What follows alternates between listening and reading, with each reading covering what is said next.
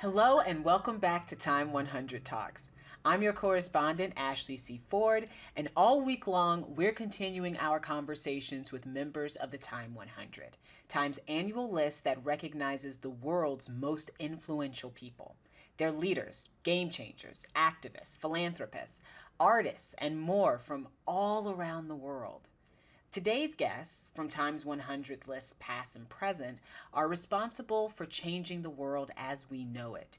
They hope to shape a world that is more innovative, more equitable, and more resilient than before. Those joining us today include World Health Organization Director General Dr. Tedros Adhanom Ghebreyesus, competitive race car driver Lewis Hamilton, actress Emilia Clarke, chef and restaurateur Gabriela Cámara, and recording artist Ozuna, who will also have a special performance for us. Before we get started, we'd like to thank Smirnoff for making all of today's conversations with our guests possible. Now, let's jump right in with our first member of the 2020 Time 100, Dr. Tedros Adhanom Ghebreyesus, who will be joined by Time's Alice Park. I'm Alice Park, and I'm joined by 2020 Time 100 Honoree and Director General of the World Health Organization, Dr. Tedros Adhanom Ghebreyesus. Dr. Tedros, welcome to Time 100 Talks. Thank you, Alice. Thank you for having me. So Time 100 celebrates influence, and you and the WHO have clearly had a major impact on the world this year as we faced COVID-19. Looking back over the year, where would you say the WHO has had the biggest influence in addressing the pandemic? Yeah, thank you. Thank you so much, Alice. Not only during the pandemic, by the way, even before the pandemic, we have been saying to the world that a matter of pandemic is not if, but it's when. And we have been asking the world to prepare, but not only WHO, lead experts have been saying the same thing. And it was actually a few months before COVID pandemics that we redesigned our structure, and we had a division for emergency preparedness and response, and also a science division, and the first ever chief scientist in order to fight pandemics in a better way. As soon as we had the report from China, that's in December 31, we verified this new virus, the report of the new virus, and then we communicated with the world. And ever since then, we have been working hard to help countries. And the first probably major step was on January 30th, when we declared the global emergency, the highest level of global emergency, which we call FIC, so that countries can prepare, because we knew by January 30 that this could have serious global implications. And during that time, by the way, in the rest of the world, outside China, there were only about 100 cases, less than 100 cases actually, and no death. Was there a point at which you realized, I know that you've overseen quite a few emerging infectious disease outbreaks, but was there a point at which you realized that this was no ordinary outbreak, that this would have the global economic, social implications that it has? Yeah. You know, at the end of January, I had a chance to visit China. That was January 28, I think that around that time, between January 26 and 28. And we had the first-hand briefing while we were in China about how the situation was in Wuhan. And we were really concerned, still being in China, understanding what was going on. I think around that visit, we knew that this thing was very serious. And if you remember, we were using languages at that time saying, this virus is dangerous. This virus is going to be a global problem. And even a couple of weeks after that, around February 11, we even have been saying this virus is public enemy number one for the world, and that the world should take it seriously. And we were using language, even saying, wake up, asking the world to wake up. This is in early February, after the global emergency was declared by WHO. So from the start, we knew it was serious, it was dangerous, it was public enemy number one. And some people have said, however, that the WHO waited too long to declare COVID-19 a pandemic. As you said, you've declared it an emergency of public health concern, but it wasn't until March, middle March, that you declared COVID-19 a pandemic when, some experts are saying all the signs were there. How do you respond to that? Based on the international health regulation, that's actually what we have, the guidance. The highest level of emergency is actually declaring FIC. So we did it on January 30. What we did in March was a description of the situation. We actually don't declare pandemic. It's not even in the international health regulation. But we declared the highest level of emergency January 30th, and we described it as pandemic in March. And during that time, we even expressed our concern, the inaction of the world, and that many countries were not actually doing what they should have done. And that was when we were worried, and the situation was really spreading, and we just described it. But for the world to really take it seriously, the highest level of declaration was the January 30th, based on the international health regulation. So part of the challenge of an emerging outbreak like COVID-19 is really managing the unknowns. And very early on, the WHO said there was little evidence for person-to-person spread, which turned out not to be true. And then for a long time, the WHO stood firm that healthy people should not be wearing face masks so that they could be saved for healthcare professionals. And then in June, that was changed, and now we all know that we should be wearing face masks anyone should be wearing face masks when we got in public. Also in June, there was the issue over the asymptomatic spread and the question of how common or rare that was, when one of the WHO officials had to sort of clear up a misunderstanding that asymptomatic spread was very rare, was her initial statement. People around the world really look to the WHO for reliable and accurate information during a pandemic. Can you just give us a little insight into how these reversals happened, and what do you tell people now who find it hard to trust or rely on advice coming from the WHO? Yeah, thank you so much, Alice. That's a very important question. When a new virus comes, the unknowns are many. So we had a lot of unknowns, and then through time, we started to know more and know more. And even now, we know more, but not really, we don't have complete understanding of the virus. So we still have areas that we should continue to learn about the virus. Then going to the first issue about human-to-human transmission, the guidance we sent to countries in early January was actually to take care of this virus, because we said it's highly likely that there could be human-to-human transmission. And the guidance to countries was very clear.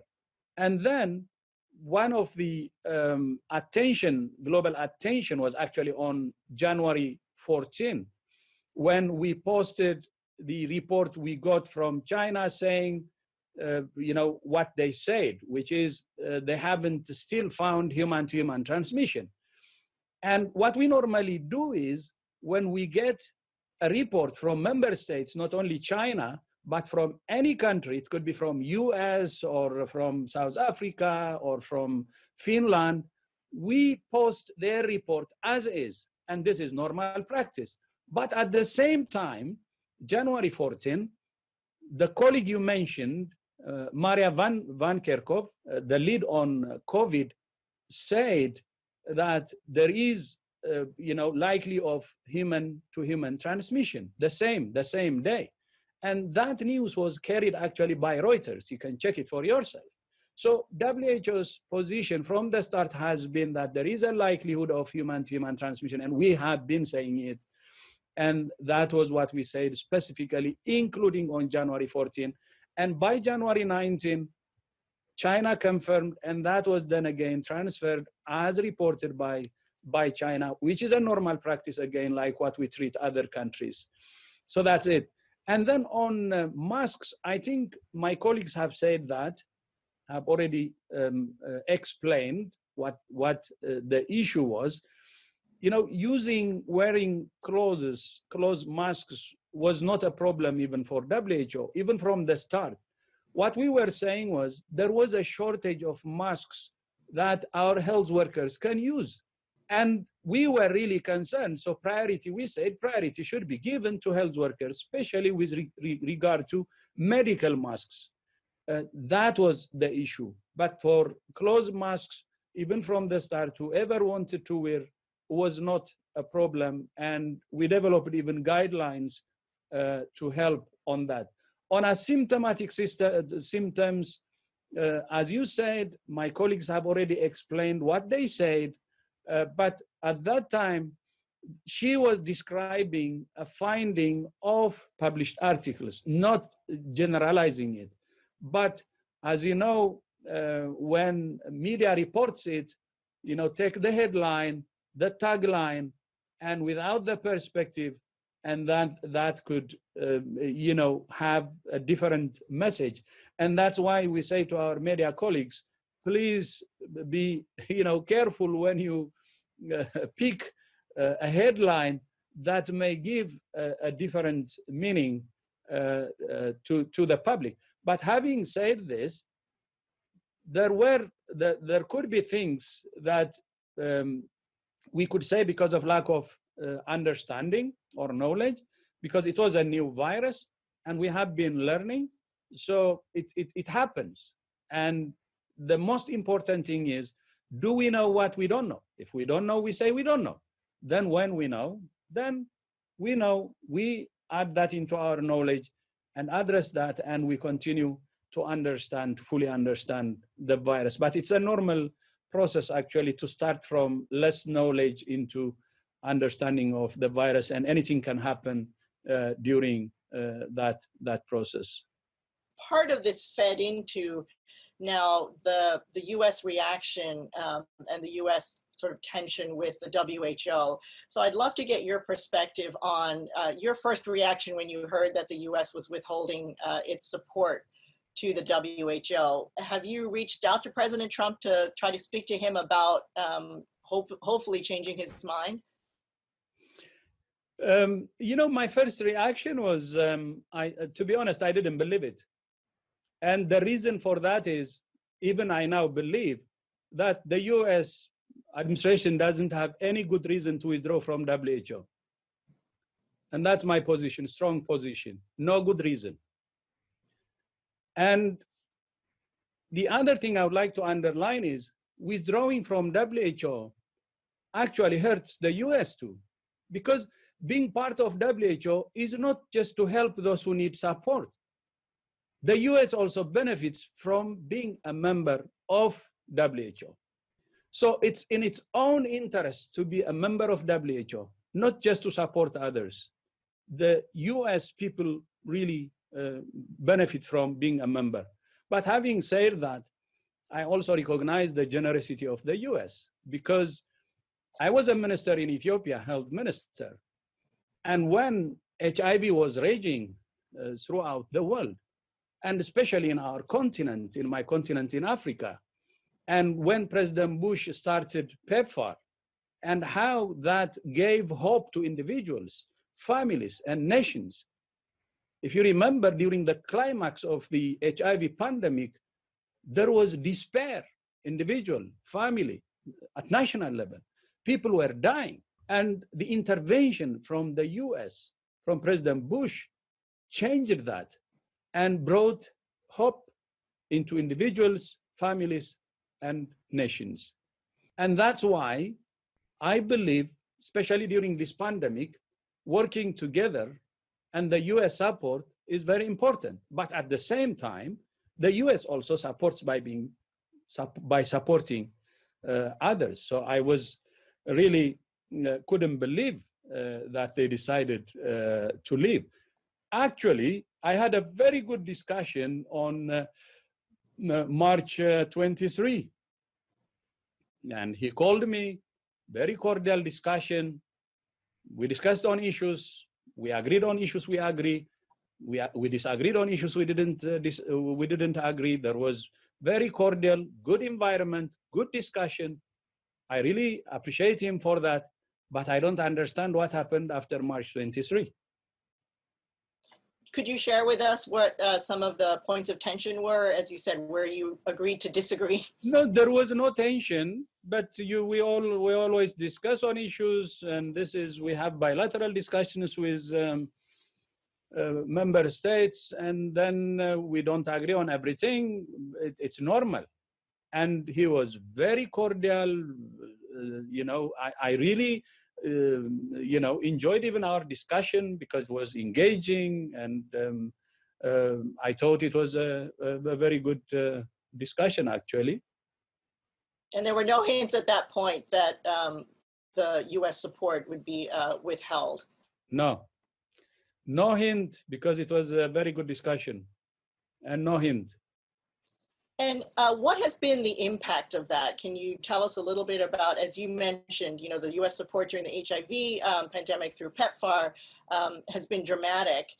What has been the consequence of the US withholding its funding? Like, how does that affect decisions you're making or resources that you have there at the WHO? We still don't know the impact of the withdrawal. But again, I don't see the US membership or the relationship with the US as a financial transaction. It's not the money which matters. It's actually the global leadership of the US. It's the relationship with us. And one of the impacts which may be visible is, the global solidarity is weak. Major global powers are not working together. And when the world is not working together and there is a crack, division between them, the virus gets advantage. And that's why from day one, we have been saying, please, you need national unity and global solidarity. And we said to the world, please avoid to use COVID for national politics. Otherwise, the consequences will be dire. And we called on political parties and others to actually unite on the fight against the pandemic, and that we needed national unity. And I know some countries have even formed a committee of the ruling and the opposition party to fight the pandemic together, because they said they had enough other issues to make political or to have political scores, but COVID should not be one of them. And I can give you an example, like Finland, for instance. I spoke with the Prime Minister of Finland, and she was telling me what they did. They have a coalition of the ruling and the opposition party, and they have a common plan, and they fight pandemic together. So that model was what we proposed. So there is problem at national level, lack of national unity, and then global level is influenced by the national politics. So global solidarity also lacking, and the cracks are there, and the virus is still exploiting us. And as you just noted, in your position, you're often navigating the politics as well as the public health and the science. And you've received some criticism for your comments about China's response and holding them up as a model for how they handled their cases, especially early on. But there are also reports that the government there suppressed, reports of early infections and allowed the virus to spread when it could have been contained better. What's your reaction to that criticism, and did it surprise you? For criticism, if it's genuine, I wouldn't mind. I don't want to wait even until people tell me when we fail on or when we screw up. But politicized criticism doesn't help. I will give you one example or two examples. For instance, about China hiding something. I'm being honest, I don't know. WHO doesn't know if China actually did hide something. We don't know. What we got is the report on December 31st. And even I challenged some people who were saying, okay, China was hiding something. I said, okay, give us the information. If you had information before December 31, give us. By the way, based on the international health regulation, if any member state knew about a situation in China, they could have shared it with us. They're actually obliged to share. But no institution, no country had given us any information before China gave us. So we cannot say China was hiding. We cannot.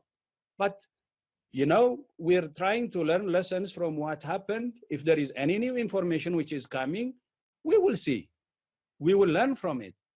Then on the other issue on praising China, of course, I did praise China, and I stand by it. For the early interventions, it was very strong. And they shared the antigen map quickly, the diagnosis of the virus, and the sequence on January 11. And we were able to develop the protocol, the test kit, and then to share it with the test kit, to share it with countries who may not afford in the early days. And the speed with which the new virus was identified and the speed with which the sequence was finalized and the test kit was finalized is a record, actually. And any scientist can tell you that. Even people started developing vaccines 8 weeks. The first trial started 8 weeks from January 11, the sequencing of the virus itself. That speed really was something that we appreciated. It's tailored. And where the appreciation or recognition is due, you give it, no problem. So that's what we did. And many countries, by the way, appreciated China. So it was not wrong. It was tailored appreciation. Looking back, could you identify some things you would have done differently in the WHO's pandemic response, decisions you would have made differently if you had the opportunity to do it over? If we had the opportunity, I think we will learn a lot. But one thing was maybe the speed with which we should have pushed or put pressure on investments in public health. One thing that's very clear now is even the most advanced countries, the most developed countries, they made serious and significant advances in medicine. In public health, they ignored it. And we knew that was a problem. We should have pushed harder. But normally we focus on low and middle income countries, and especially in high income countries, we normally say, okay, they could be okay. So we normally operate in some countries who need our support rather than paying attention also to even the high income countries. Now they know that their public health system, many countries, is actually weak. So in the last 2-3 years, if we had hammered on really revitalizing, strengthening public health, would have been good, the speed. Otherwise, we had the UHC, Universal Health Coverage Declaration, political declaration last year. We had the Astana Declaration on primary health care last year. And things were coming up together and we were giving it attention, but I think the speed could have been faster. And that's what, but we will learn our lesson, so we will see. The other part could be, which we could have started earlier, is the peer review mechanism. Countries, reviewing about their condition and among each other as a peer. This was proposed actually by the Africa Group. I remember it's Central African Republic and Benin, representing African Group, who proposed this to WHO to have a peer review mechanism so countries can check each other on what the preparedness level looks like. That was also a bit slow. We could have speeded it up, but now we're getting hold of it, and we will push on that. So these are the two, but we will try to explore what we could actually learn even more. I want to now move on to vaccines, which everyone is eagerly awaiting as a contributor to hopefully getting us to the other side of this pandemic. Can you describe for us what the COVAX facility is and provide a quick update on where it stands? Yeah, on COVAX, as you know, the ACT Accelerator was launched on the end of April. WHO, Gavi, CEPI, FIND, UNITAID, many partners, World Bank and others. And we're actually satisfied with the speed with which we're moving since then. And we have one coordinated action. We meet every week, by the way, since early April. We meet regularly. And so far, I think we have more than 200 vaccines, but out of which I think there are 30 of them with trials, phase 1, phase 2, phase 3 trials. And there is, from some of the developers, there is a chance to have vaccines by the end of this year or early next year. And the second objective was equitable distribution. The basic principle we're following now is, in terms of distribution of the vaccines, is to give vaccines to some people in all countries, not all people in some countries. For instance, it could be 20 to 30% of population could be covered in each and every country. This will be the senior citizens, older people, or people with underlying health conditions, and our health workers. There should be a political commitment, decision by all leaders to make vaccines global public good and use the formula that WHO is proposing. And we're not quite there yet, but we're inching toward it. But I'd like to get your... I think so. We're now aiming 2 billion doses. That's, vaccinating about 1 billion. That's average 20%. But that doesn't mean that will be 20% in each and every country. But at the same time, we're working with the private sector, and would be good to address the supply-demand issue. At the end of the day, the best solution would be to increase the production capacity, and we're working on that too. And I'd like to ask you now about your personal vision for what a post-COVID-19 world looks like. Post-19, I think the root causes and the underlying conditions for this pandemic are not just health issues alone. They could be part of it. I think we should look deep and see all the problems our world has, the inequality, the injustice, everything. I don't want to go into details of that. And how we're treating our planet even. Climate change is affecting the world significantly. That has to be taken into consideration. And then, of course, with regard to health, the most important thing is treating health as a fundamental human right issue. Real commitment, not a lip service, real commitment to universal health coverage. And primary health care as a foundation, and big investment in public health. There is advancement in medicine and tertiary hospitals, maybe robotic surgeries. But the simple public health solutions are important, especially, as you know, to prevent outbreaks, epidemics, pandemics. Thank you, Dr. Tedros, for sharing your perspective on what it's like to guide the world through what is really a historic and unprecedented pandemic. And congratulations again on being a Time 100 honoree. Thank you, Alice. Do something! Get in, Trevor! Good, Trevor!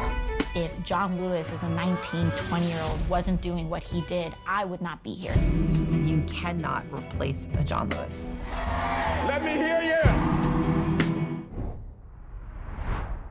That was a quick look at John Lewis' Good Trouble, a documentary released earlier this year, directed by Dawn Porter, executive produced by Time Studios. The documentary honored the life and legacy of the late Congressman John Lewis. Available now, streaming everywhere. Make sure you check it out if you haven't already done so. Up next, we have another voice from the 2020 list, Formula One champion Lewis Hamilton, who will be joined by Time senior editor Sean Gregory. Thanks, Ashley. I'm Time Senior Editor Sean Gregory, and I'm joined by race car driver Lewis Hamilton, the 6-time Formula One champion. Lewis, thanks so much for joining us on Time 100 Talks. Thank you so much for having me, Sean. It's good to see you again. First of all, Lewis, congratulations on making the 2020 Time 100 list. What does this honor mean to you? Oh man, I was so surprised and very humbled when I got the call. I've had the privilege of being going to New York and going to the Time 100 Ball, and being amongst some of the great people that they represent. But this is particularly in a difficult year. This was such great news. I think this year has been such a challenge, and so to get recognition from really one of the greatest syndicates there is, it's really a privilege. So a big thank you to everyone. With a win this upcoming weekend, September 27th in Sochi, Russia, you'll tie Michael Schumacher's all-time Formula One record for race wins with 91. You're poised to win a 7th championship, which would also tie Schumacher for the all-time record in championship wins, season championship wins. And American race car driver Bubba Wallace, in his tribute to you for the Time 100, mentioned that 7 is a magic number in racing. In NASCAR, Richard Petty, Jimmy Johnson, and Dale Earnhardt Sr. have all won 7 championships. How important is it to you to win 8 or more championships and set a new standard for excellence in auto racing? Well, firstly, it was a real shock and pleasant surprise to hear that Bubba had been so kind to write something nice about me. And I think Bubba's been so inspirational in what he's gone through, how brave he's been. And he and I have connected this year and support each other from afar. We, every now and then we game on our weekends off together, which is kind of cool. I've been in Formula One for 14 years now. And since I was a kid, I started dreaming of being a Formula One racer when I was 5. And my hero at the time was a guy called Ayrton Senna, and he had won 3 world titles. So in my mind, I was like, wouldn't it be amazing if firstly I can even get to Formula One? That's the dream. And if I get there, it would be amazing to emulate Ayrton, to do something like him. And, he won those titles, but also he moved a nation. He really inspired the whole of Brazil. And so he was a really impactful individual. So like I equaled him a few years ago, and which was very, very surreal. A long journey, a lot of sacrifice from so many people around me, particularly my family. And it feels very, very strange to have 6 world titles under my belt, because I watched Michael win all those titles at home, sitting on my couch and on the weekends if I wasn't racing. And no one ever thought that they would ever get close to that. And even I was like, I hadn't even put that on my list of to-dos, you know. I was like, I've got to get there. But I am fighting for a 7th world title, which I feel very, very privileged. You know, I've got a great, great team. I can never do it without great people behind you. I hadn't really thought about it too much, to be honest, number 7, because I guess I'm just taking it one race at a time. I'm focused on, I don't want to look too far ahead, but geez, to be able to match the greatest, you know, arguably the greatest driver in the history of the sport, which not many people will ever get to do in sports history altogether, would be an incredible privilege. And I feel a sense of responsibility being that I am the only Black driver here in my sport. And unfortunately, you know, there's not another Black driver coming up. It's not a diverse sport at all. And so I feel that I feel like I have a responsibility, firstly, to utilize a platform to really push for change within the sport. And when calling out and pushing for change, that's not just for drivers. It's even more so in the background with all the teams, which have thousands of people working in them, which are not diverse. And so on the journey to getting the 7th, of course, one at a time, I do plan to continue, hopefully. And if I get the opportunity, I will be pushing for more. But honestly, I don't know how long it'll be around, so we just have to wait and see. Lewis, you mentioned being the only Black driver. You've taken a knee, and your activism has been very, rampant since the death of George Floyd, particularly. You've taken a knee before races, worn Black Lives Matter shirts at races. Mercedes changed your car color from silver to black in an anti-racism message. At the Tuscan Grand Prix on September 13th, before the race and at the podium ceremony, you wore a shirt that said, "Arrest the cops who killed Breonna Taylor" on the front, say her name, above a photo of Taylor on the back. What kind of impact do you think your activism has had? You know, I think it's sometimes difficult to be able to gauge something like that when you're in the sport, when you're in the moment, when you're involved. I don't know how people necessarily perceive it from the outside. I know I've had great response from the people that are following me. You know, I've seen fans put together videos of them also saying that they're going through an educational process. They're learning new things that they didn't know before. Some people doing videos, taking the knee. So it has been incredibly encouraging, some of the support that I've had. But, you know, it is, this thing is, it's not that I've been Black, I've lived with this my whole life, you know, and I have spoken about it a lot through my career in Formula One, but no one really listened too much. And when I had the racial abuse when I was in Spain, no one did anything. You know, I was really just lucky that I had my dad there, who was the only Black figure otherwise there to support me so I could lean on. But that couldn't happen today.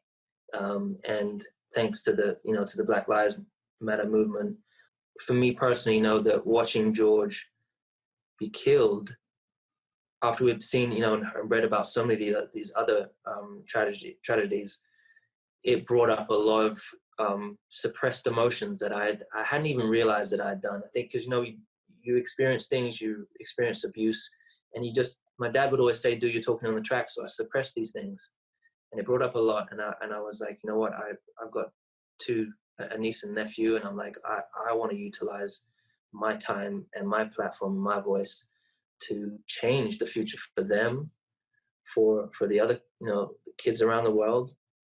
I don't want them to have to experience what I experienced, and so many people experience way, way worse.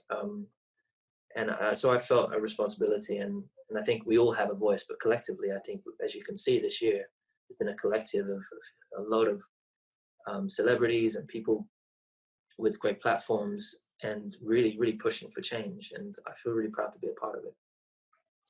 And after George Floyd was killed, you wrote on Instagram, Lewis, "I see those of you who are staying silent, some of you the biggest stars, yet you stay silent in the midst of injustice. Not a sign from anybody in my industry, which of course is a white-dominated sport.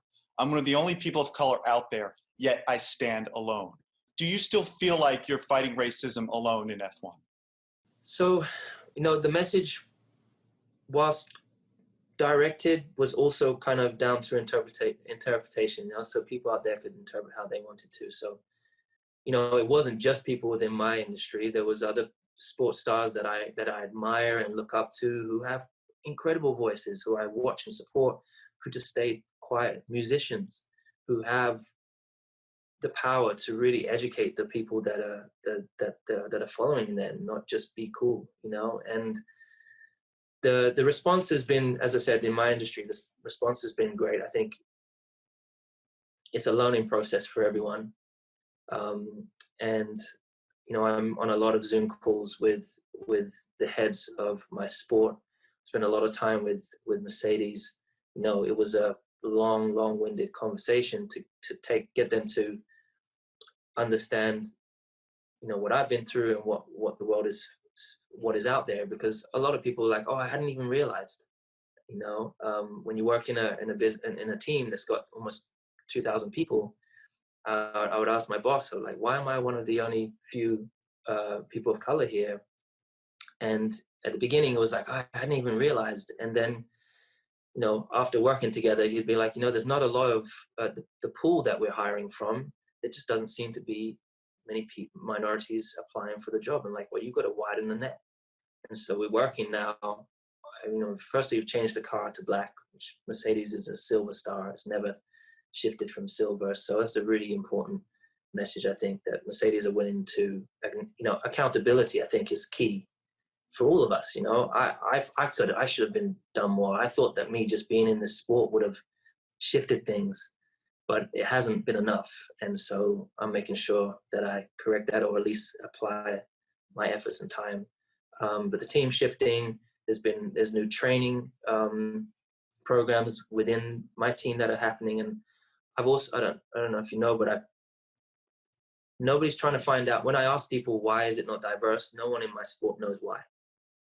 They don't have an answer. So I decided to put together a commission, and I know there's a lot of commissions out there, but the commission, the idea is to try and understand what the barriers are, and understand why people of color are not finishing some of the universities. You know, some are getting through to the top universities, which these teams are hiring from, but why they're not finishing? Why aren't more people and young boys and girls not applying to be an engineer?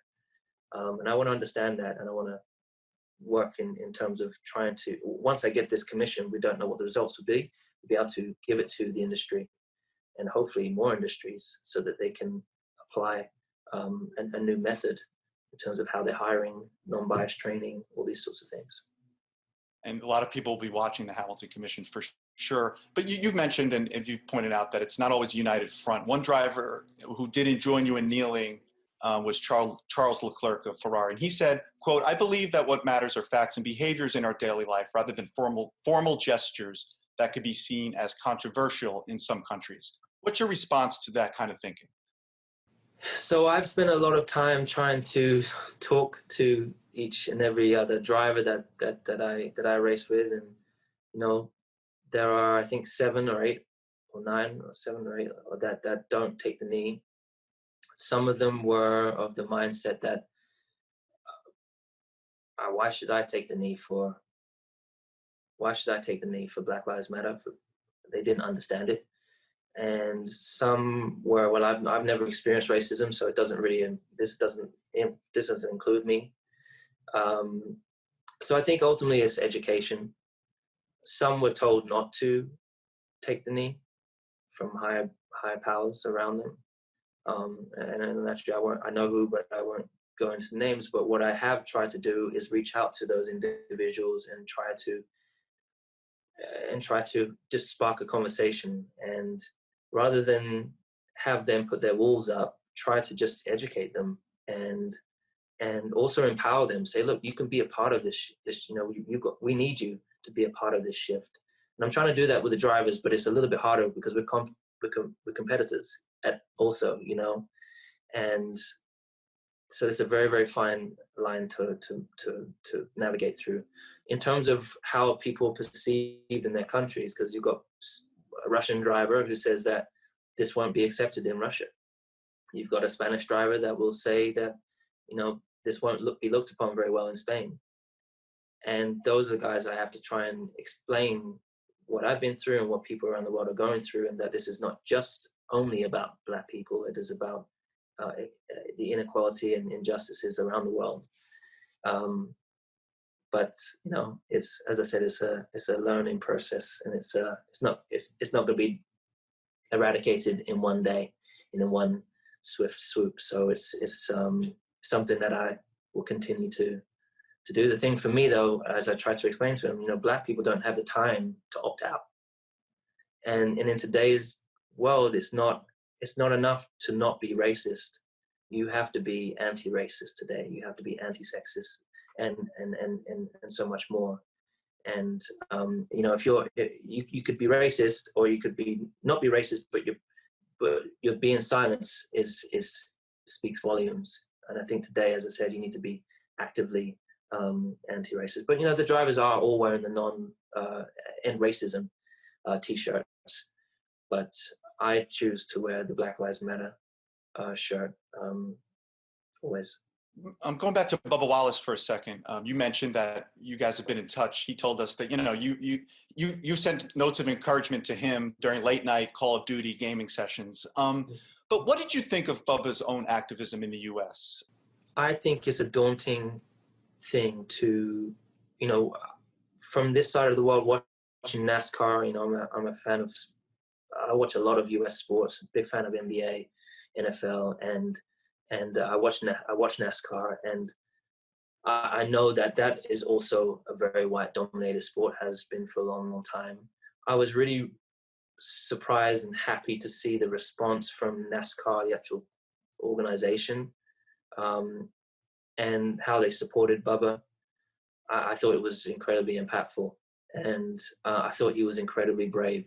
You know, particularly in America, which, you know, when you're in Europe and you watch over America, and I love America. You know, I spend my winters there. I've dreamed of living there my whole life. It's just impossible, kind of, with a Formula 1 career at the moment. But also, it is, you know, when you're watching from Europe, where there's not a lot of shootings, we don't have access to guns.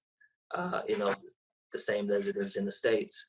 You know, it's a bit more of a scarier place, because a lot of the killings are happening there. There's over 1,000 people are shot every year by the police.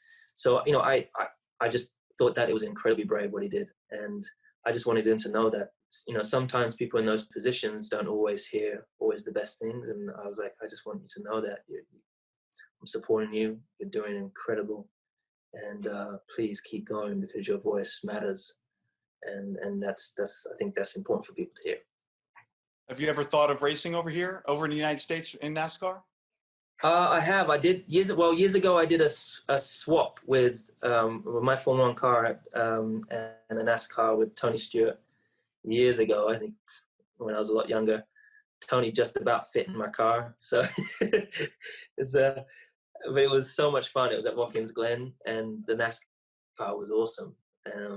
So I don't know if I'm ever gonna race over there. I haven't really thought about what would be beyond my racing. I've been racing since I was 8, so I mean, it's going to be very hard to imagine not competing.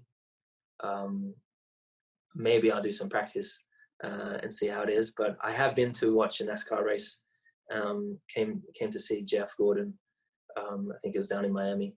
So I wouldn't. You can never say never, but at the moment, no particular plans to race beyond Formula 1. And Lewis, in closing, what changes do you hope to see both inside and outside racing in a post-pandemic world? Well, I think this time is, I mean, obviously it's such a scary time, I think, to be living in. And I think none of us probably expected to be caught up in a pandemic like this. It's been really eye-opening to see how governments have behaved, leaders, which has been ultimately, for me personally, has been really disappointing. But I think for people who are living through this, you know, being in a lockdown, being stuck in you know, at home, I hope there's positives to come from it, you know, in terms of time we spent with family, understanding what our real priorities are. And this is obviously having the pandemics is giving the time for people to be able to go and do these protests and really put a lot of pressure on the system around the world, because it's not only in the States. And that's really, I think, an important message. You know, you've got, whilst you have the police brutality there, systemic racism is throughout the world. And I'm hoping that, you know, and whilst I'm trying to push with this commission, working with like the mayor of London, working with people who are actually in power to try and educate people and push for change. I think ultimately it stems down to education. So I'm really hoping, for me personally, like in England and hopefully in the rest of Europe, we'll be able to encourage people to educate these kids better, so they understand, I think, from a young age already, what inclusivity is, what equality really means. And the sooner we can help these young kids understand that, the better I think their future could be. So that's my kind of goal. As I said, you know, I don't want my kids, my niece and nephew, or my future kids and your kids to go through and live in a time that we're obviously living in. So yeah, fingers crossed. Thanks for joining us on Time 100 Talks, and congratulations again. My pleasure. Thank you so much. Thanks, everyone.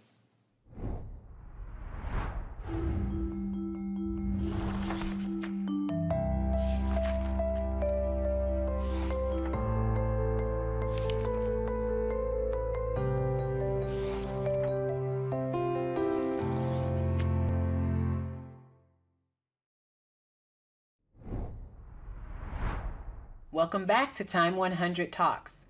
All show long, we'll be in conversation with individuals who have been featured on Time's list of the world's most influential people.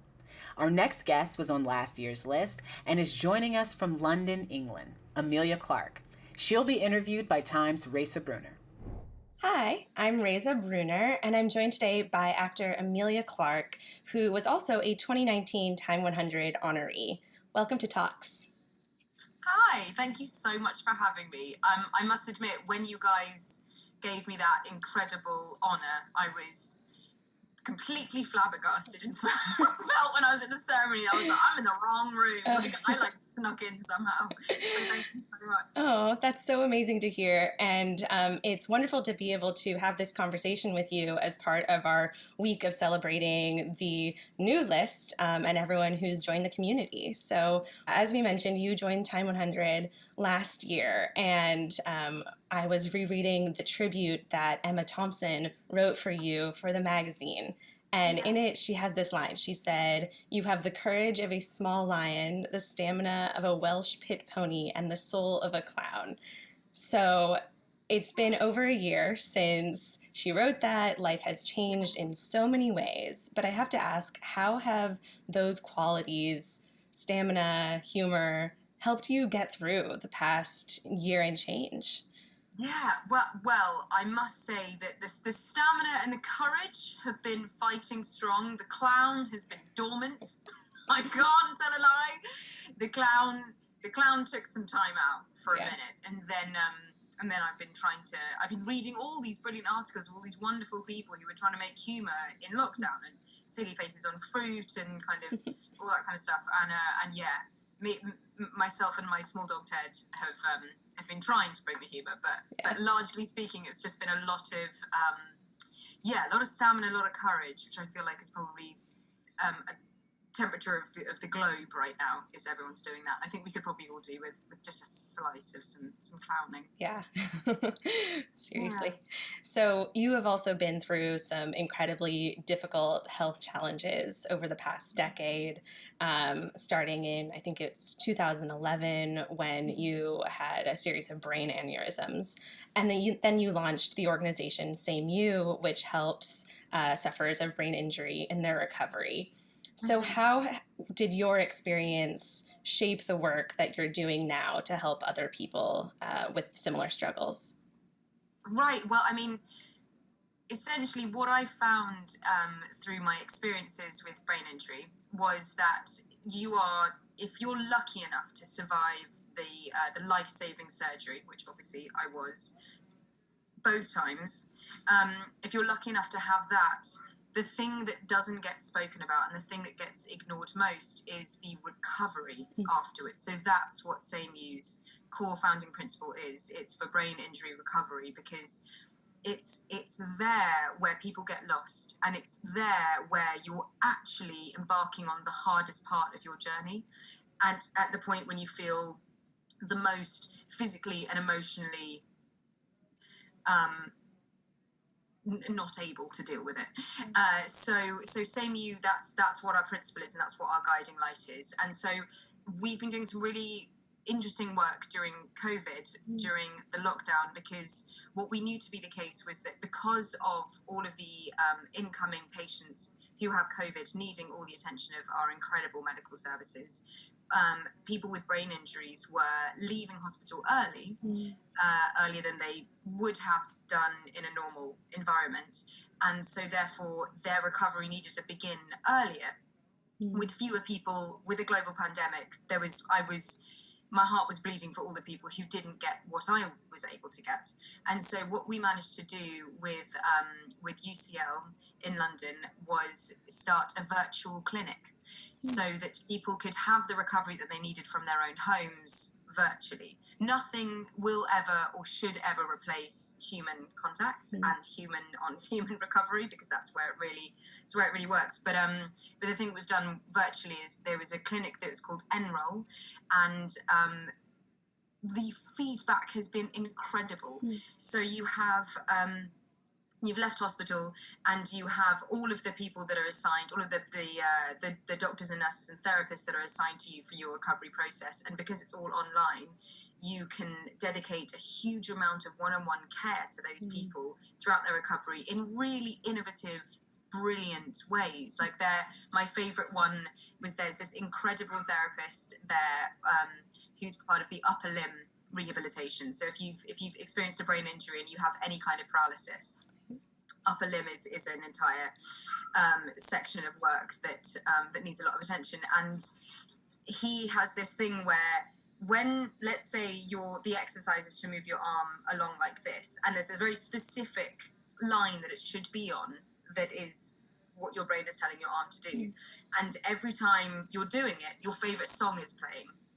And then as soon as you do, it slightly starts to dip, the song stops. So when your favorite song is playing, you're filled with all the endorphins of like, I'm nailing it, I'm doing so well, my favorite song's playing, and then it stops and you're like, no, wait, I've got to make that song come back on again, I've got to do it. Fascinating. So there's been some really fun, incredible ways that that virtually we've been able to hopefully make people not feel as alone as they would do normally. Because if you can imagine, we've all been feeling desperate and alone and frightened and scared and everything else that goes along with being in lockdown and experiencing a global pandemic.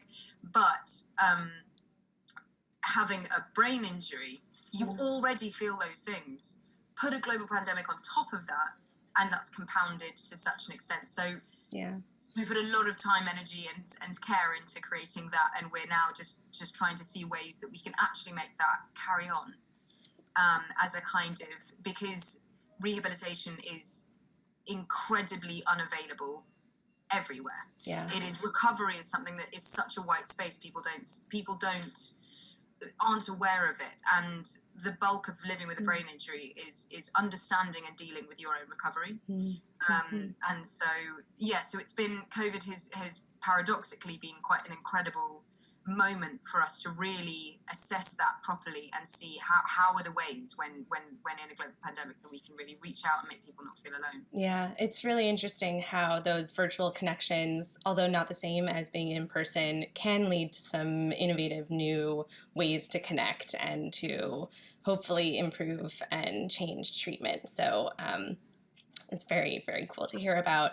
Another thing that I know is close to your heart is medical care and medical workers and nurses in specific. And the TIME100 list this year actually includes more nurses and doctors than ever before to reflect these times. So one question I have is, what should the public know about the best ways to support and honor the work of essential healthcare workers? Well, I mean, what each country has been doing in their own ways has been incredible. Just showing your support and thanks in the ways that you can. I mean, in England we have the glorious, the wonderful, the life-saving NHS. And that's always something that I think every Brit is worried will go, possibly if someone in government decides that it's not needed. It is. I believe in free healthcare for all, everywhere. I believe that with my soul, because I am lucky enough, fortunate enough to be born into a country where I get free healthcare, and it's something I've never ever taken for granted, and you never can. Well, I'm ambassador for the Royal College of Nursing and also for Nursing Now. So there's a lot of things that you can do to support those unions that support them. Which I think is really incredibly valid. Supporting the NHS, knowing where it might, because it's so specific to each country. It's so specific to each healthcare system that you have. There are individual ways in which you can support them there, but finding out what the unions are and supporting those unions is really important. And then being able to, in England we have NHS charities, so that is a fund that you can donate to. My goodness, giving them respect, shout out, care, love, being as generous of spirit as you can be when being in a hospital and being around them, and letting them know how much we care and how much we need them. And so individually supporting people in the countries that they're in, I think is sort of it. And finding your local area, your local hospital, the charity that's associated with that. Every hospital will have a charity that's attached to it, and you can donate to them, and you can support them, and you can volunteer, and you can make them feel wonderful in every way that you can. So what lessons do you think you learned from your own experiences going through the health system that have helped you deal in terms of just like mentally with everything going on right now and the pandemic and surviving all of the changes and upheavals? Heavens, yes. Well, I mean, there's a couple of medical related experiences that I've had in my life that have given me possibly an armor of sorts when approaching a global pandemic. The thing we're not talking about is death. That's it. And so when you personally come very close to dying, which I did twice, it brings into light a conversation that you have with yourself that goes to the tune of appreciation for what you do have. Thanks for the people in your life that are here. Losing my dad actually was probably the most profound thing that has ever happened to me. And understanding that and wrapping your head around it has counterintuitively opened my mind in so many ways. In a way that kind of, when you truly understand and feel grief, which is what we're all experiencing right now in a global pandemic, we're all experiencing a collective grief, because grief can come in many different forms. It isn't necessarily the death of a human, the death of someone you love. It can be the death of a life that you thought you had forever. And I think that understanding that grief just inherently makes you empathetic to others. When you truly feel something, I hate to use the word, but suffering on some level, and it's different for everyone, and my suffering is nothing compared to the vast majority of the world, but for me at that time, losing the person that was most important to me in the world, you have an innate greater understanding of the fragility of life, and so therefore taking stock of what you have and needing less. I think that what can come out of this is the knowledge that the stuff we place so much importance on, the things, the materialistic things, take a backseat, and it's difficult to remember that when we are all doing go, gotta get the job, get the car, get the this, get the thing, get that, do this, get that, stay on track, let's keep going, whatever it is. And this has allowed us to slow down and kind of assess what really matters a little bit more. And I'm sounding like a greetings card in what I'm saying right now, and I don't mean to make this sound like a million things that you've heard before, but I just to take oneself seriously and to take moments to really listen to yourself and what it is that you need and what it is that you don't need, and allow some quiet and some reflection and some space. And I think that, you know, when you feel bad, when you feel low, when you feel sad, when you feel scared, I think there's a societal kind of setup for you to then grab for more, to fix it, to put on top of it, to kind of cover it, when really what you need is to strip it back and to be introspective and reflective where possible. And that's the thing that's going to last you for the rest of your life, because that's the you you're living with till the day you die. And if you can on any level rely or trust that, then you're strong. You are strong. And I would hope that people don't need to suffer to feel that, to suffer to realize that. But it's definitely, through all my experiences, that's the biggest takeaway that I've learned is it's just this. That's what you have. So you kind of need to like it. You kind of need to be okay with it a little bit, just sort of not mind it as much. And then you'll seek less, I think. That's a lot to take in. Sorry, and I probably not made any sense at all. No, it's so thoughtful, and your empathy comes through in so many of the different things you've been doing lately, whether it's the Same You program, but also just the way you interact, for instance, on social media, and your generosity of sharing things like poetry. And I noticed that you're doing a virtual table read of a play. That was really good. I mean, that's my other massive thing that I love theatre and live performance so much. It's bizarre. I am a professional actress who's done 2 professional stage shows, one of which only managed 4 previews before a lockdown of a global pandemic happened, and yet I see myself as a theatre actor. Like, it's ridiculous. I go to the theatre as much as I possibly can, and I have been grieving and mourning missing that. I think we are, human beings only learned how to communicate through telling stories. Like, telling stories and listening to stories is the very bedrock of what makes us human.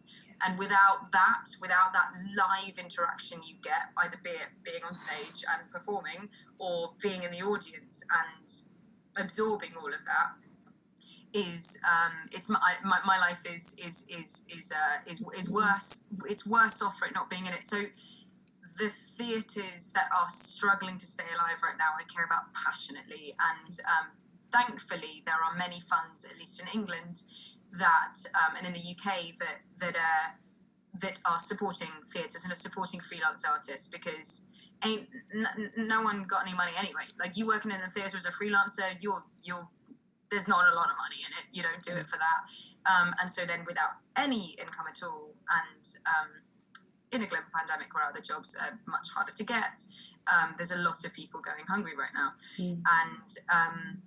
So the table read for Private Lives, which is what I did, it was glorious, and all of the money raised for that goes to the RTF, which is the Royal Theatrical Fund, to help people in need right now.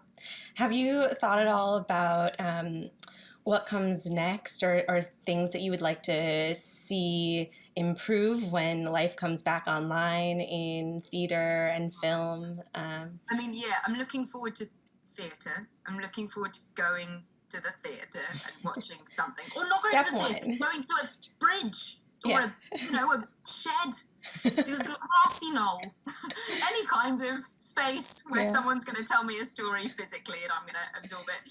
Looking forward to that massively. Looking forward to everyone having a newfound appreciation, as long as it might last, for living and for interacting with one another. I know I miss that terribly. Heavens, looking forward to just to the knowledge that when the vaccine arrives, and what I'm saying when, and when such a time happens, that we get to look back and go, whoa, that was that was a huge, huge thing that we all undertook together. Looking around and seeing people taking just a second more to go, lucky. I feel lucky. I feel really appreciative of this moment that I'm experiencing right now. Yeah, looking forward to getting back to work and not complaining about it. Looking forward to getting back to work and not going, so happy to be here, thank you so much for the job, when's lunch? Which is what most actors do. No, not most actors, I'm sorry, not all actors, but sometimes, you know, we all do in your jobs, you get, as rightly so, you get a little like, oh, okay, cool, we're going to do this again tomorrow, great. But so I think that the joy of that will last a bit longer. And just walking down the street, catching an eye with someone and being like, this is great. Yeah, and maybe being able to see their face and not just the eyes above the mask. Yes. I'm looking forward to the entire planet not being in fear. Yeah. Really looking forward to that happening. Someday. So, dancing, music. Yes. Sorry, now I'm done. Yeah. So, a few weeks ago, I was reading that you had been discussing a Game of Thrones situation in which there was like a costuming double standard on set. And I know that equitability in acting environments has always been very important to you, and you've always been an advocate for making sure that you have a safe space and that other actors feel comfortable on sets. So I'm curious if there are ongoing double standards in the film industry that continue to bother you right now, and what you think audiences can do to support a more equal environment for actors. Well, I think that since Time's Up, some stuff has happened. Stuff has changed. There's things like intimacy coaches, which are wonderful, and something that was very far away from my experience. I think that the awareness and the noise that is made around who it is that we are watching, telling these, whose stories are we hearing, who is saying them, that's vital. Inclusivity of humanity, of everybody. There's not enough representation. I believe that standard is still there. I believe it's coming. But that's something I care about, and the way that audiences can support that is by watching things that are and supporting them and giving them big box office numbers, because that's, as soon as it's a business, as soon as corporations were to see that actually people want to see not just white people, and want to hear stories that we've spent our lives not hearing. I want to hear those stories. The audience should want to hear those stories. It's a new goddamn story. We thought we ran out. We haven't. We just didn't ask a bunch of people. And now I want to hear, and I want to watch them. And the way that audiences can support that is by watching them, is by seeking them out, by seeking out filmmakers, actors, studios, whoever it is, whatever group of humans it is that's making a story that is inclusive and representative of people and diverse. Then that equals you're giving them a big box office surge. It just means money. You give them money, people are they're going to then go, oh, it's financially viable for me to keep doing that, so we're going to keep doing that. Do you know what I mean? So, I think that there's a lot that we are responsible for in the film industry that we can keep doing and keep pushing, and people just shouldn't stop. We should just keep doing it. Do you feel... And the world will be richer for it.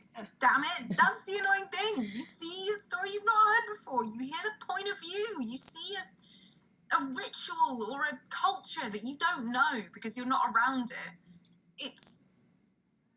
You're learning. You're learning, you're experiencing a story that's beautiful and engrossing, and you're better for knowing that story. So however we can, encourage and support those people.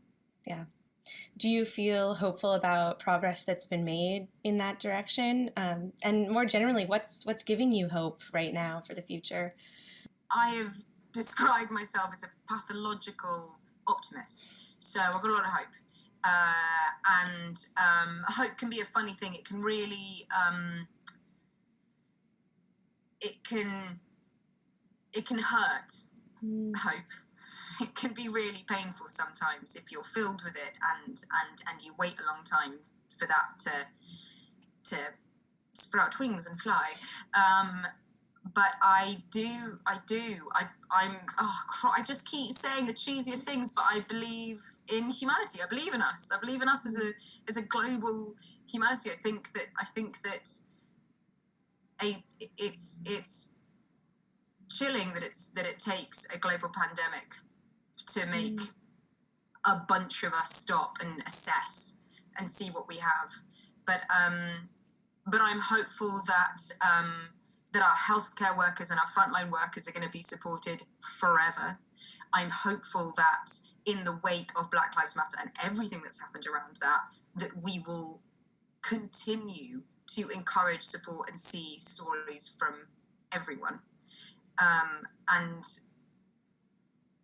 yeah, I'm hopeful that when we're not fighting a virus that doesn't care where you come from or how much money you have, that when we're not fighting that we get to go, oh, we're all on the same side. I got it. Let's make sure the earth doesn't explode. So let's do. I mean, there's a lot of big things that we need to really be paying attention to. But I'm hopeful that the small things, that we're creating a generation and generations to come that are gonna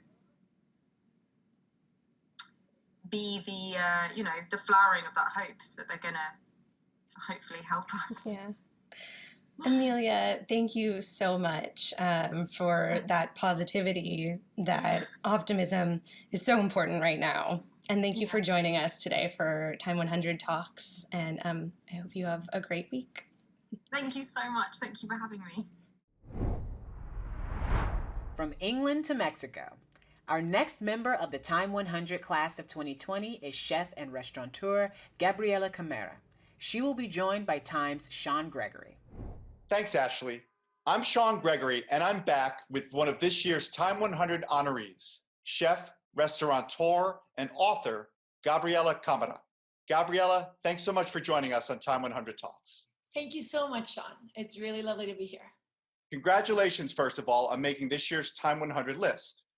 From A Tale of Two Kitchens, the documentary about your Mexico City and San Francisco restaurants, to the book you published last year, your story and your work has received so much recognition as of late.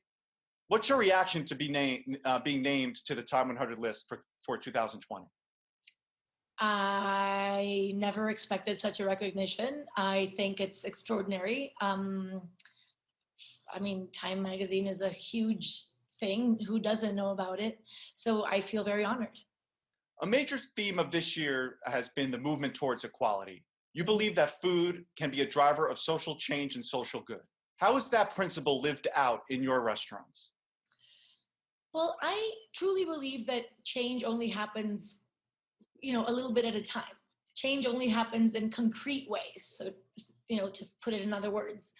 And I've always believed that if you can make life better for yourself and the people around you, then that's the beginning of whatever greater things you can do after that. So at the restaurants, the reality is that I only try to be sustainable across the border. I try to be sustainable, with ingredients, with hiring practices, with fair pay, and with thinking about everybody and considering everybody who's a part of the team as every human should be treated and considered. I never thought I was doing anything extraordinary when I opened Contramar. It was a different culture. It was, 2 decades ago. And I started really taking into account the human factor of restaurants, which is the most important part of restaurants.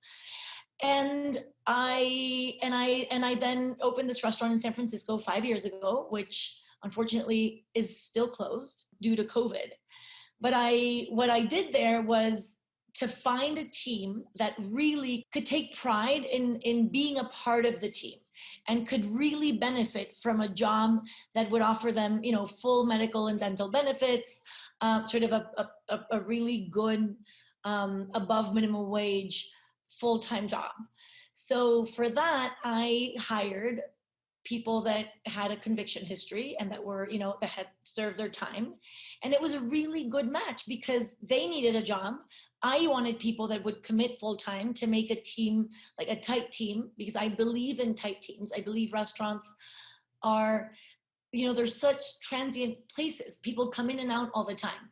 But if you have a team that welcomes the different guests that come in and out, you create much more of a sense of belonging and a sense of sort of community and sharing, and I believe that's a huge asset besides good food and good and good service and good drinks, of course, and hospitality in every sense of the word taken to the highest level.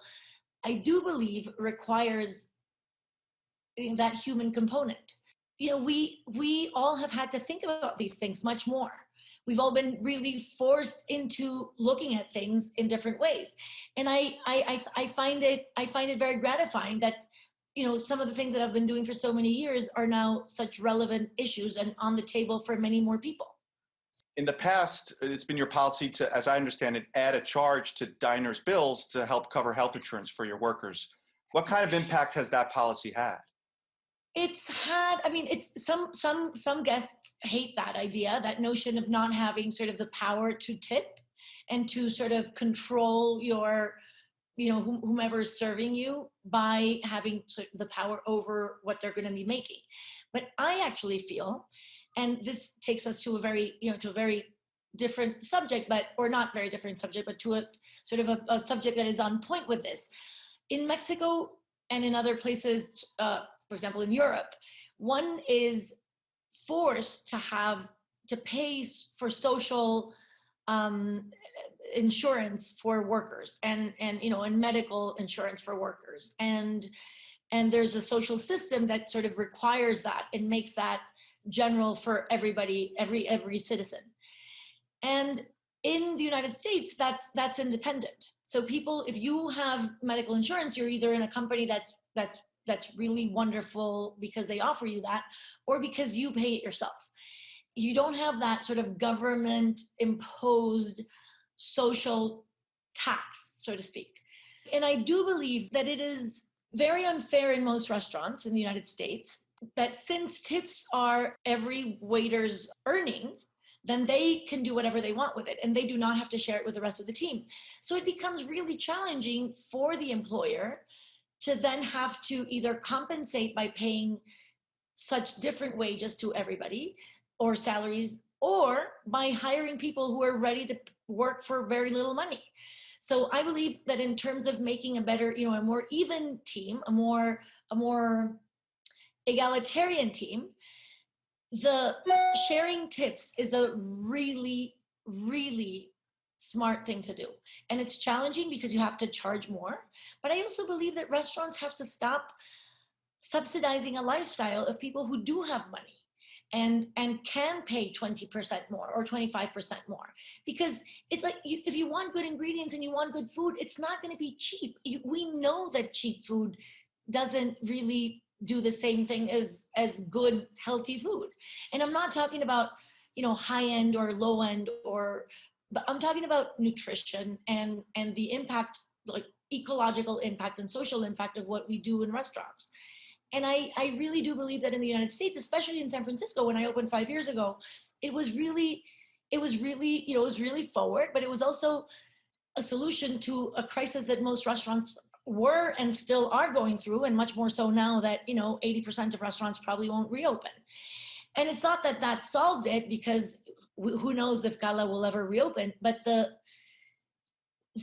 really important thing is that we need to start off at a more even ground with everybody. And that's the reason for the service charge. And we're talking about the issue of, restaurants impacting people outside of the diner's table, people all around. Another way you've tried to do that is locally sourced ingredients. Why is sourcing food locally so important to you? Well, first of all, because you support your local economy.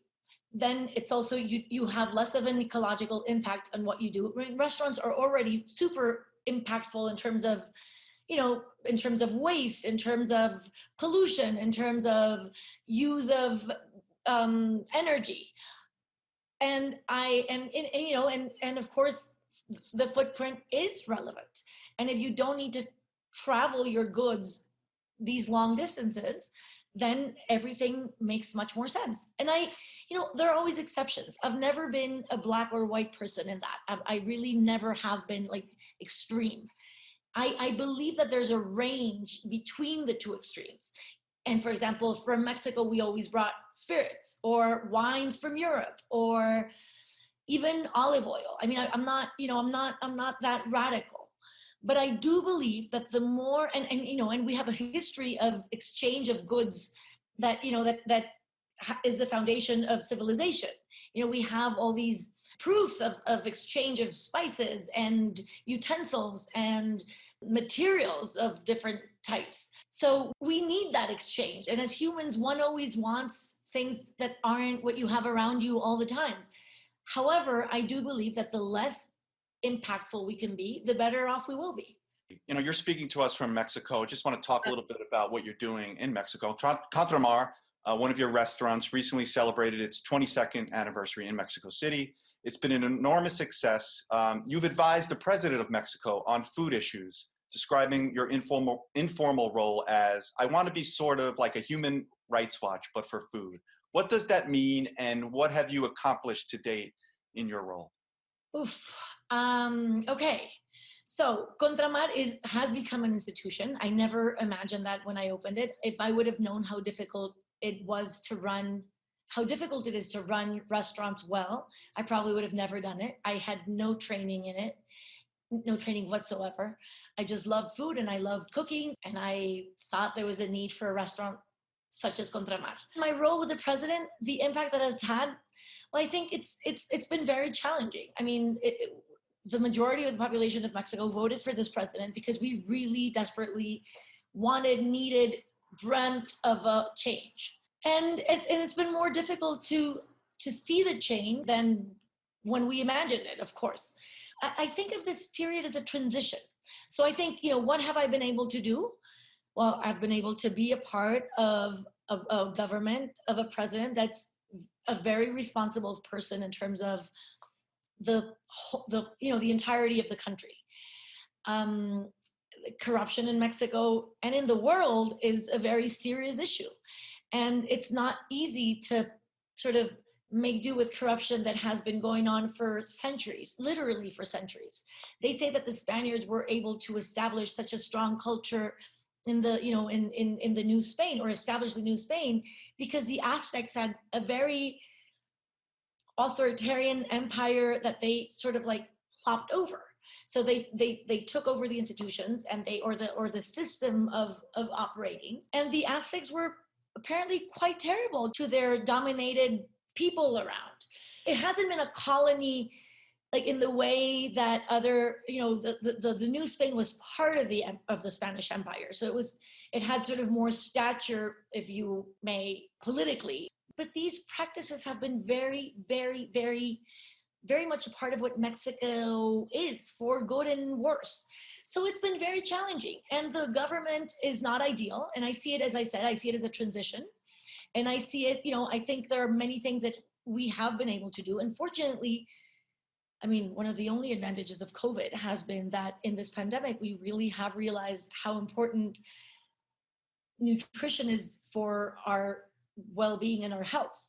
Most of the people who are dying are people who have not been very well nourished and have child diabetes, obesity, cardiovascular diseases. And these are all things that one can really improve with food. So for example, now in Mexico, it's mandatory to state the amounts of sugars that prepared foods have. So that's been a really good advance. But of course, there are so many things to do. And in Mexico, I think there's a pride in re-owning the countryside, because most farmers have had to leave their places of origin and have migrated either to Mexico City or to cities in the United States. And that's been very tragic for the production of organic local foods. I really believe that one of the silver linings, the silver lining of this pandemic has been that farms have prospered in ways that, or small farms have prospered in ways that they hadn't for the past decades. So, there are small changes. And again, I really believe that you need a big idea, but you need concrete steps to making change. And I think that that's what we're doing. As you've noticed, as you've pointed out, your restaurants have struggled during the pandemic. The restaurant industry as a whole has really had a tough time. How do you think the pandemic long-term will impact the restaurant industry? I unfortunately think that, many restaurants will not be able to reopen. So that's going to be a loss, and that's going to be a really big loss for especially the people who put the money in for these restaurants to exist. And the people who had jobs in restaurants, in good restaurants, that won't be able to have that job anymore. But I do believe that it's going to be a selection of only the really significant and prosperous restaurants will be able to survive. And I think in that way, it's sort of it's a selection that is understandable, and it's a selection that will inevitably, shift everything in the industry. I also believe that it's, the real shift is in how we think about food and how we nourish ourselves, each other, the impact it has on the economy, the true impact of our industry, which hadn't really been addressed. It was an important topic, and it was an important topic for certain, in certain groups and certain parts of the industry. But in general, I think we've lived in an industrialized, obsessed society, right? Like, we wanted everything to be fast and good and available for everybody. And that's a fantasy that now we really have, seen fall down, or like completely collapse, or almost completely collapse. So I don't know. I don't know. I think from the beginning we've been saying this in this industry, right? It's a good time to rethink things, to rethink how we do things, why we do things one way or the other, and how we can really have a more positive impact everywhere. So I always believe that the more thought that goes into whatever one is doing, the better results, and the better the outcome. And in restaurants, it was high time that we thought about all these issues more at large. And this is why, restaurateurs and chefs like Jose Andres have had such an impact in the world, because they, because we, I guess, are doing things that do matter and things that do make the lives of the people around us better. So why not think about it for more people? Why always assume that one lives being sort of blindsided toward of a huge part that makes how we live possible, but we don't want to look at and talk about? So I think it's very important that all these things come out, and I think that that's going to be one of the good things about COVID. And last thing, Gabriela, if there's one thing that you'd like to see change to make a more forward-looking restaurant industry along these lines, what is one thing that the industry as a whole can do after COVID to, kind of enact the vision that you're talking about?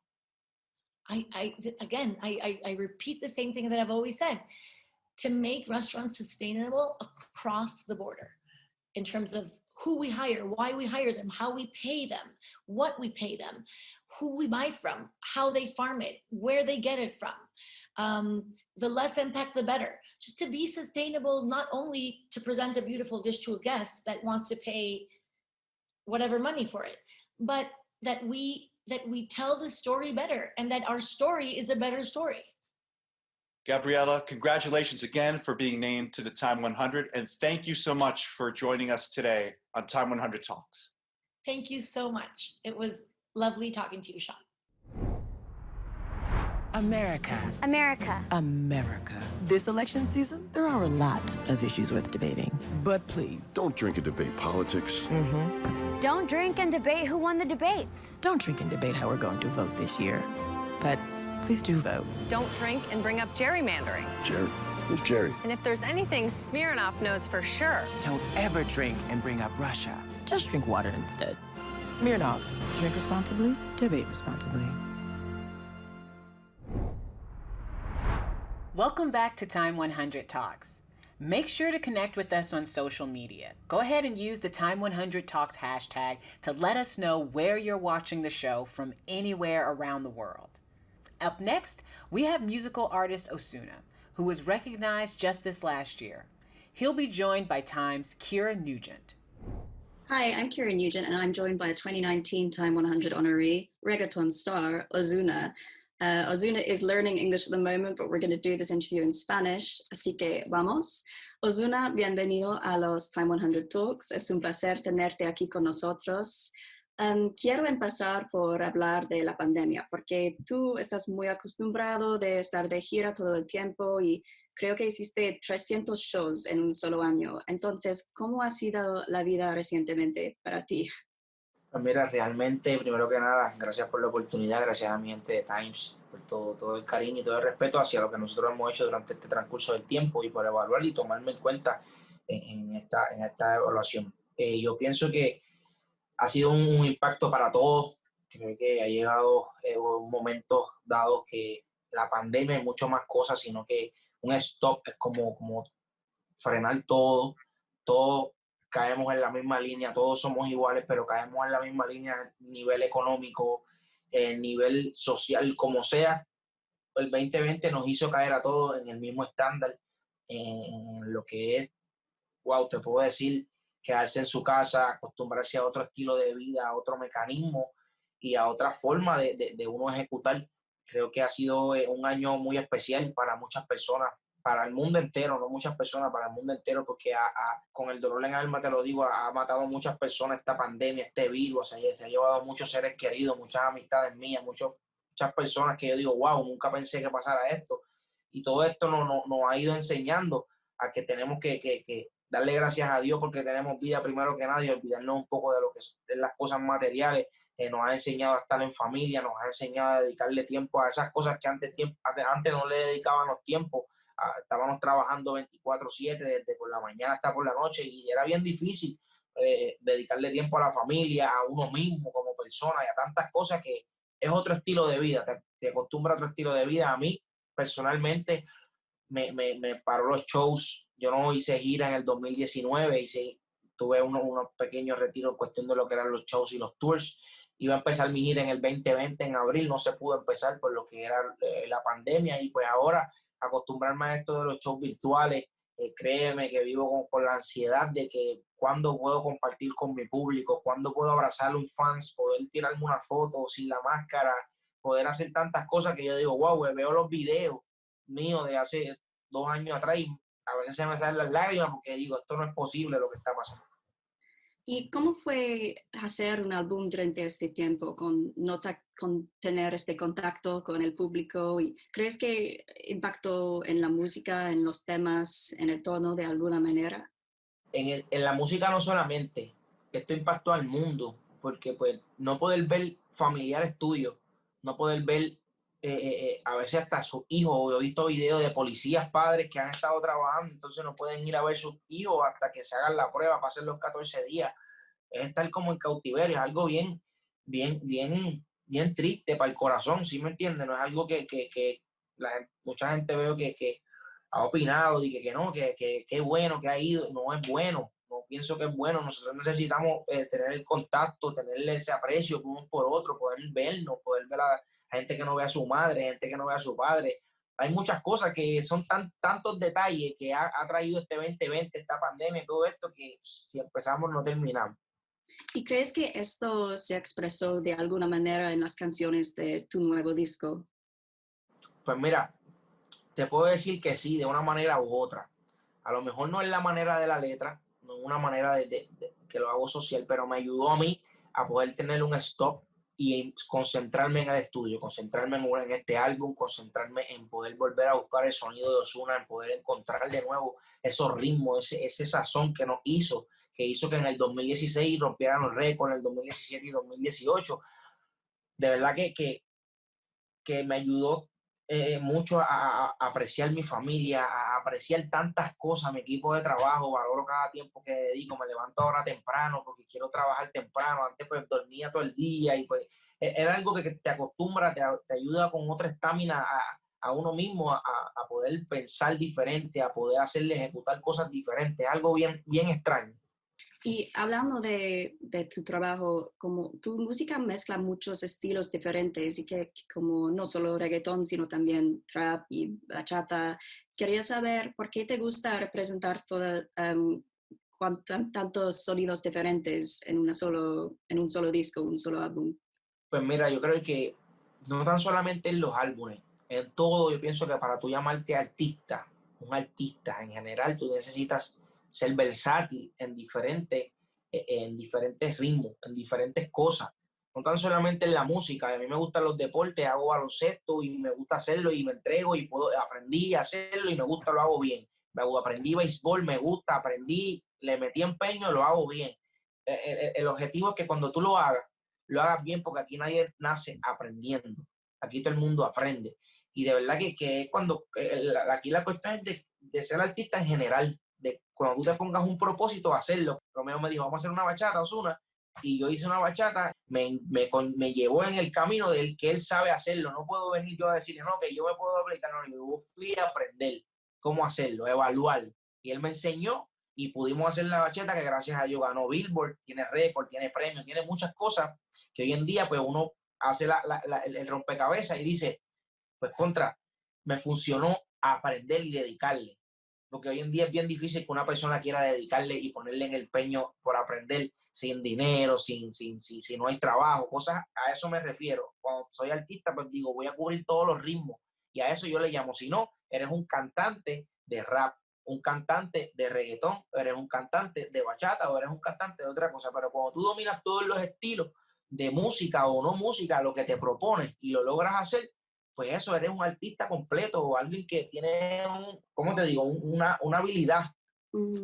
Y esta estrategia o esa manera de ser artista te ha traído mucho éxito, como hace un rato fuiste el artista en YouTube más escuchado en todo el mundo.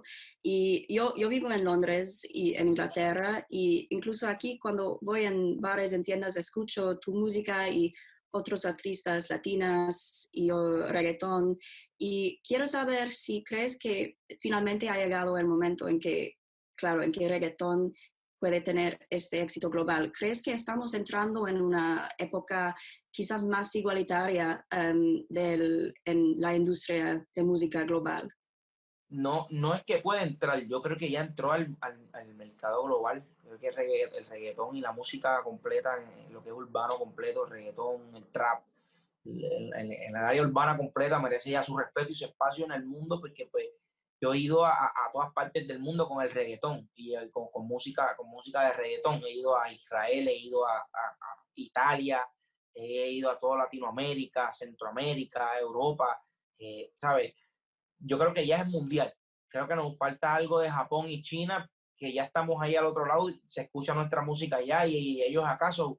Es algo que ya está mundial. Ya la música de reggaetón y la música urbana está mundial. Hemos colaborado con sinnúmeros de personas que no solamente son de nuestro género, y eso nos ayuda mucho a colocar nuestro género mundialmente. Sí, claro. ¿Y cómo te sientes viendo esto y siendo parte de este fenómeno?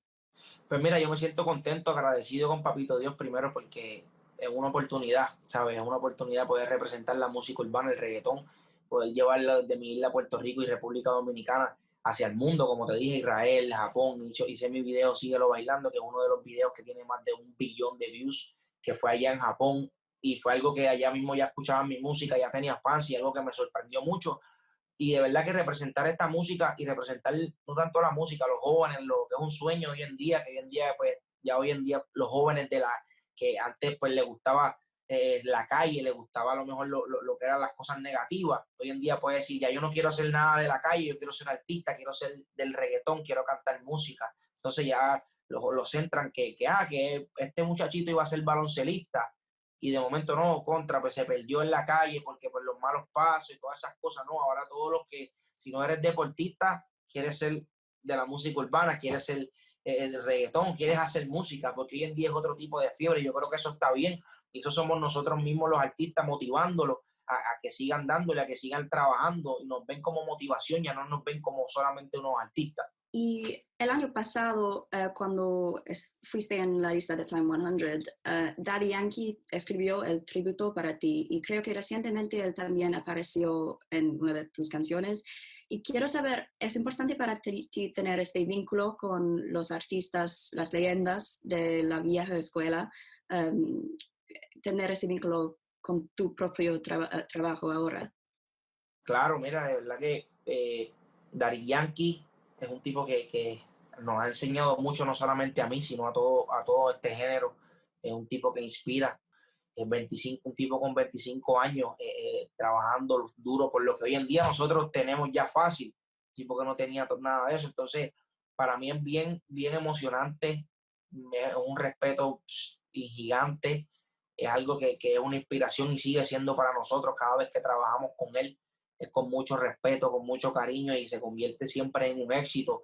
Así que para mí es no solamente un honor, sino algo bien gigante, emocionante trabajar con él, aunque yo sé que él somos amigos, nos reímos y eso, pero él no sabe lo tan emocionante que a lo mejor es para mí trabajar con él y para muchos de nosotros. Sí, claro.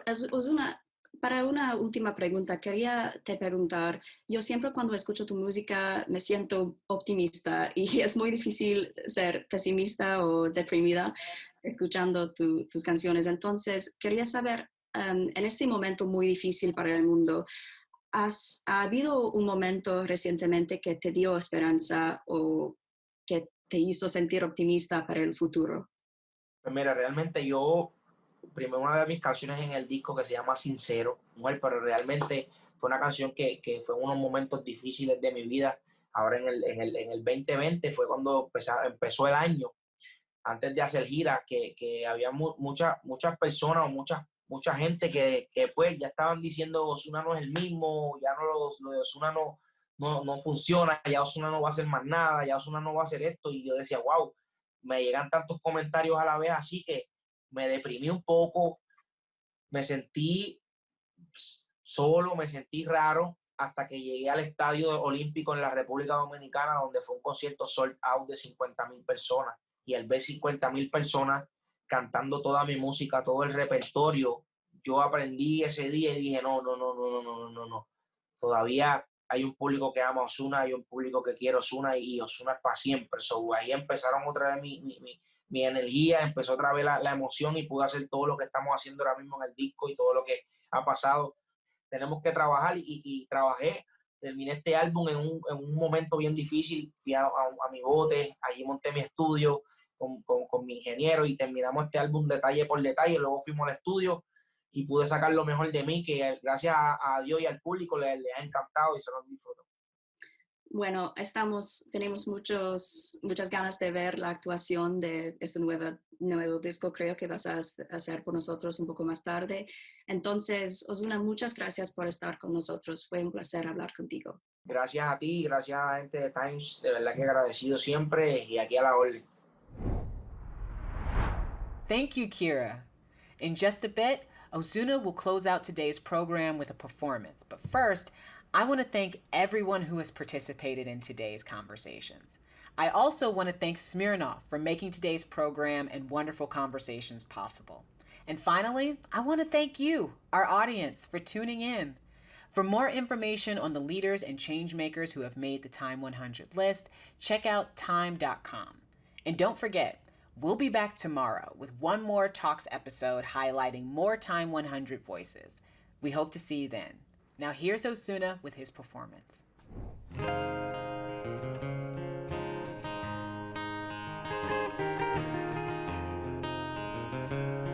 Buenas noches, mi gente. Gracias por el cariño, el respeto hacia mi persona y a mi música. Gracias a la familia de Times por contar con nosotros otros años más. Y el negrito, claro, está en la calle. Espero que se lo estén disfrutando. Esta canción quiero que la canten conmigo. El que se la sepa que la cante conmigo. ¿Cómo dice? Porque todo tiene que ser confuso. De Desde el principio fuiste tú la que impuso que lo dejáramos así. El alma y la mente en un duelo, bolseando pa' quedarse aquí. Haciéndolo está muy adelante la nena. Llega con los demás y conmigo en humedad. Que cuando se va más ganas me da. Por algo será que no cambio lo de conocerte. Cambio que te vaya cuando amanece. Porque te entrega pero no lo suficiente. Te llama pero cuando te aparece tu piel mojada, tira en la cama, muy maquillada. Y así será, tu piel mojada, tan despeinada como si nada. Y así será, así será. No hemos empezado y odio cuando tú te vas. Solo hemos hablado y te siento tan humedad. La vida es muy frágil, mira qué fácil se va. Así, una mujer como tú yo quiero. Quédate que yo te necesito. Pueden regalarme el mundo entero. Ay, no te cambiaría, eso es un mito, my. Una mujer como tú yo quiero. Ay, quédate que yo te necesito. Pueden regalarme el mundo entero. Ay, pero por algo será que no cambio lo de conocerte. Cambio que te vaya cuando amanece. Porque te entregas pero no lo suficiente. No llama pero cuando te aparece tu piel mojada, tira en la cama, muy maquillada. Y así será, tu piel mojada, tan despeinada como si nada. Y así porque todo tiene que ser confuso. Que al principio fuiste tú la que impuso lo dejáramos así. El alma y la mente en un duelo, bolseando pa' quedarse aquí. Haciéndolo está muy adelante la nena. Llega con los demás y conmigo en humedad. Porque cuando te vas más ganas me da. Por algo será que no cambio lo de conocerte. Cambio que te vaya cuando amanece. Porque te entregas pero no lo suficiente. No llama pero cuando te aparece tu piel mojada, tira en la cama, muy maquillada. Y así será, tu piel mojada, tan despeinada como si nada. Y así será. Amo mucho, negritos claro.